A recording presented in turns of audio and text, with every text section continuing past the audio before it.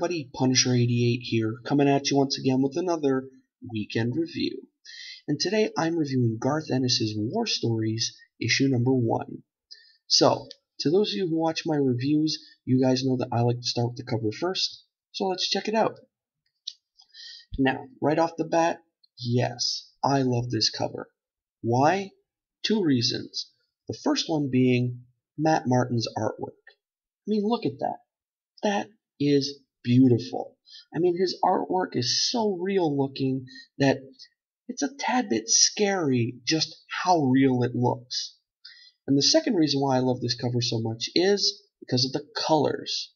Now, the color work here is done by a company called Digicore Studios, and their decision to go with realism, they basically hit the nail on the head here. I mean, this is amazing stuff.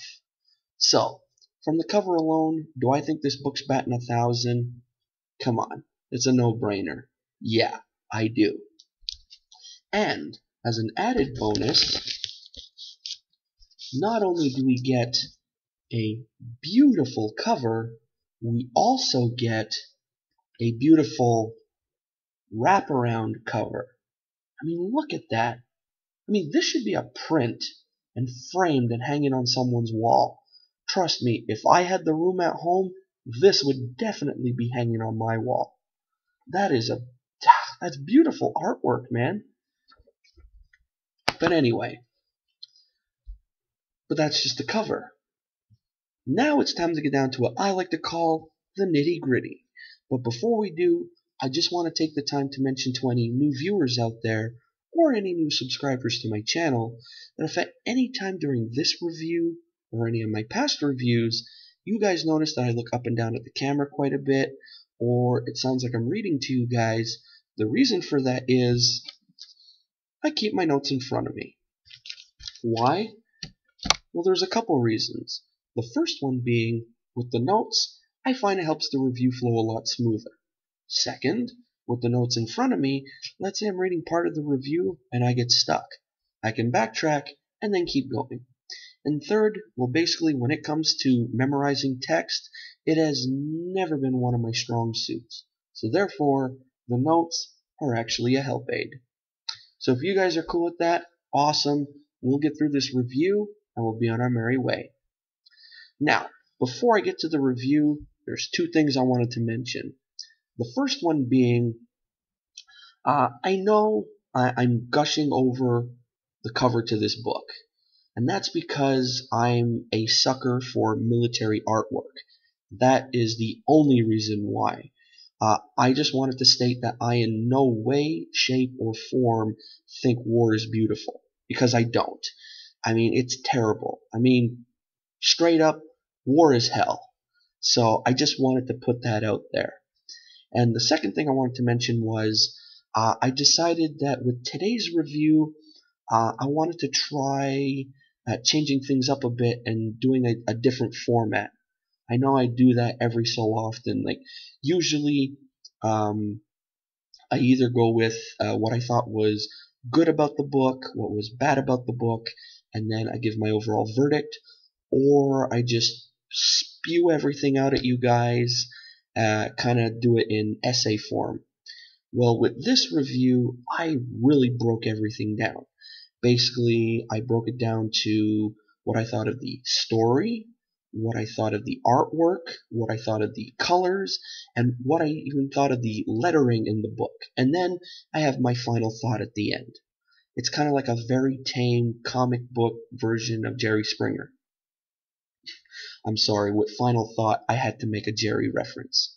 Anyway, so with all that being said, let's get started. So first off, the story. The book opens with our main character, Leonard Wetmore, narrating his trek from his home to New York, all at the ripe old age of 19, having been drafted out of college for the war effort. Now, Garth Ennis. Garth Ennis. This man, oh my god. When it comes to war stories in general, this man's a genius. Anyway, Garth Ennis begins this book in the best way possible. No war action whatsoever. Basically, it's just the sights that young Leonard Wetmore sees as he makes his way to England. Now, he's aware of the horrors of war, but he knows it'll be nothing that he's ever expected. Now, on page 2 and 3 of this book, it basically shows him arriving in the Big Apple and then leaving by boat. And it's kind of hard not to be reading ominous lines here, such as in the final panel of both page 2 and 3, there's certain things he says that basically you just don't expect a 19-year-old to be saying that kind of stuff. Next on, continuing. The double-paged spread on page 4 and 5, that's what I was sort of trying to get out, is pretty much the dramatic punch that shows where our protagonist, Leonard Wetmore, is headed. But there are other things for him to do first. Now, I'll be honest, I haven't read much fiction set in World War II, and there are certain things I was kind of expecting. I thought the scene that starts on page 11 was a bit much, but it doesn't go on for too long. And I just wanted to say, if this video isn't too long after I finish, I'll try and go back and show you the images on the pages that I mentioned. Okay, and it doesn't go on for too long and will most likely lead to other things for our hero. I was very, very pleased by Wetmore's introduction to his crew. Let me finish this. The introduction to his crew, such an introduction I find must take place, but Ennis, he had it happen in a very unexpected locale, and the dialogue was very well done. So basically, Leonard Wetmore is introduced to his crew basically at the base's mess hall, and it's a very funny conversation they have. Basically, it all starts off with what he was going to do out of college, and I think he wanted to be like an archaeologist or something. And then he talks about when he was drafted, and at first they thought they had no place for him, and it's just really, really good stuff. Page 9 in this book has a perfect yet very brief text that I think should be posted in every history class that covers the war. The action sequence of this book was an absolute shocker. My concerns about the story and title being wrote were completely thrown away with pages 16 through 20. The final 2 pages of the issue were a great moment to show and really develop character, and the final panel was just brutal. It's so serious, and wow. This was a really, really good read. So, from the story alone, if I had to give this an overall grade, it'd be an A. Straight up. And, yeah, so moving along, now we go to the art. The visuals on this book are very solid. Matt Martin has got to deal completely in realism, so no Cape Crusaders in this book. Based on the cover, I was feeling very optimistic on what the interiors of this comic would look like. I was very happy with what I got, believe me. The first page is a solid introduction to Leonard, with the first panel having him looking out of a train window. And the second panel shows his family's reaction to his leaving.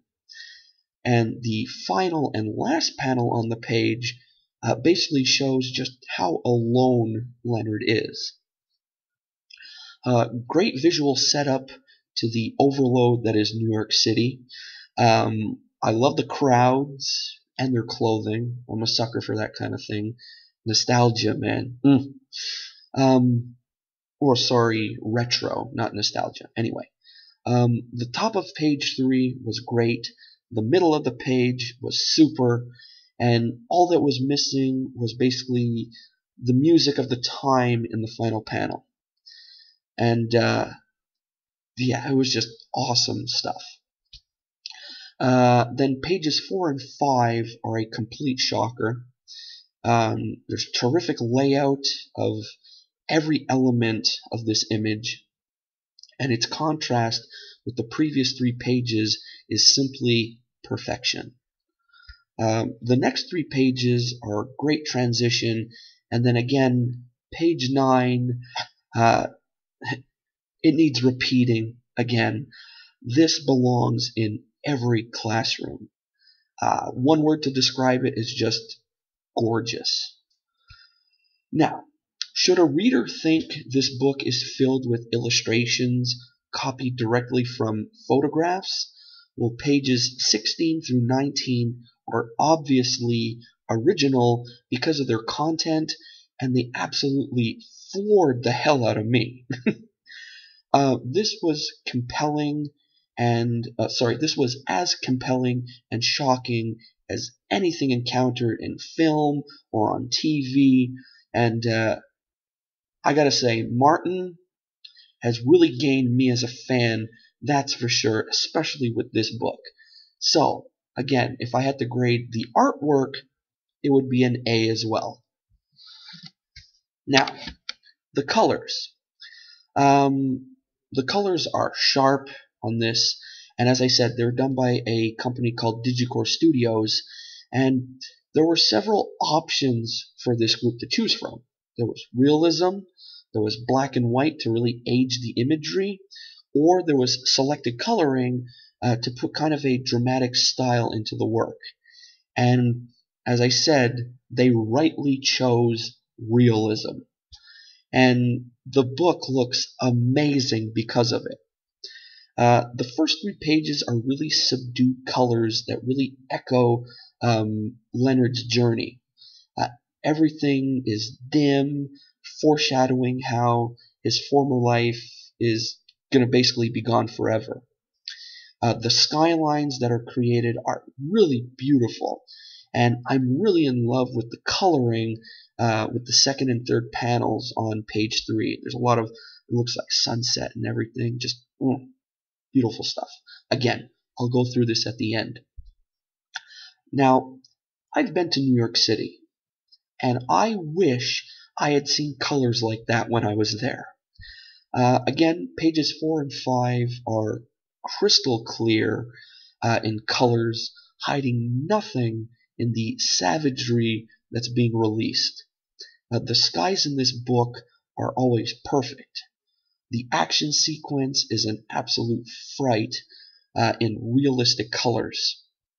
And as much as I enjoyed looking at them, I'll admit I was glad that the horror of all the reds and yellows were quickly gone. So, for colors, if I had to give it an overall grade, once again, A. Now, the lettering. Narration and dialogue were both in the same font, and there was a scream in there too, and they were all created by Kurt Hathaway. Now, I was hoping to see more sort of variety between the narration and the dialogue, and, you know, have radio transmissions at least be in italics. I mean, change something up. But there's no variation, and the lettering tells the story, but it's all very one note. It's all monotone. So if I had to give the lettering an overall grade, B minus. It's not too bad though. So, and then my final thought. Basically, this is a great opening issue whose story and visuals will really pull you in and really, really move you. I can't wait to read more, And luckily, I have issues, obviously you've seen here, issue number 1, I have issue number 2, 4, 5, 6, and 7. So yes, I am a tad behind, but I'm going to work my ass off to really get completed with this story. So, overall, if I had to give a grade for the whole book, A-. Now I only say A- just because the lettering got that B-, but yeah, overall, A- hands down. So, there you have it, folks. Kind of a lengthy review. I hope you stuck around to the end for it. If you enjoyed it, give her a thumbs up. If not, give her a thumbs down. If I get a thumbs down, it just means I gotta work harder on pleasing you guys. That's right. Also, if you enjoy reviews like this one, although some of my other ones aren't this lengthy, take a look around at my channel. I got plenty of them. I usually do a new review if I'm able to every Thursday and Saturday. Thursday being a current comic, Saturday being one of either a back issue book, a hot topic book, or something that just really catches my eye. If you're into unboxings, I do a new unboxing every 2 months since I am a member of the Marvel Collector Corps. And also, if you're into backstories on lame comic book characters, well, every Wednesday, again, if I'm able to, I pick one at random and I give you guys the dirt on them. Basically, who created them, when they made their first appearance, yada yada yada.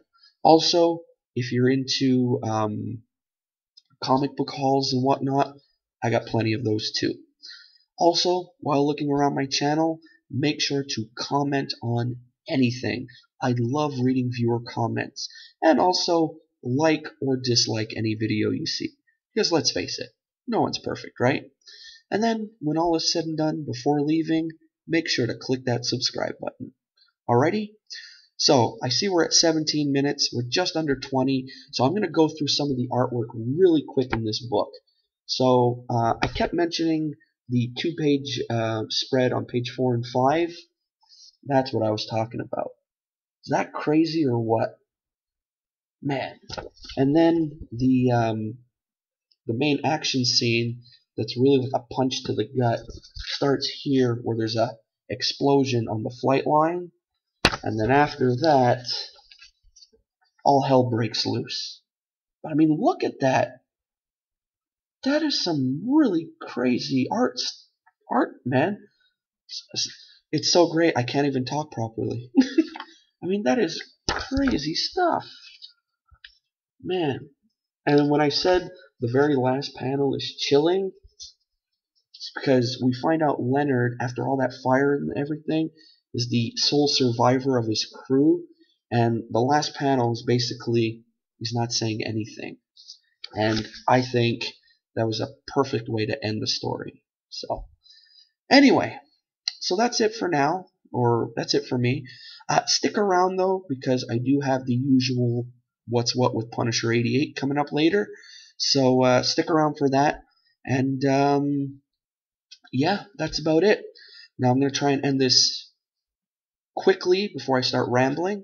So till then, this is Punisher 88 signing off. See ya.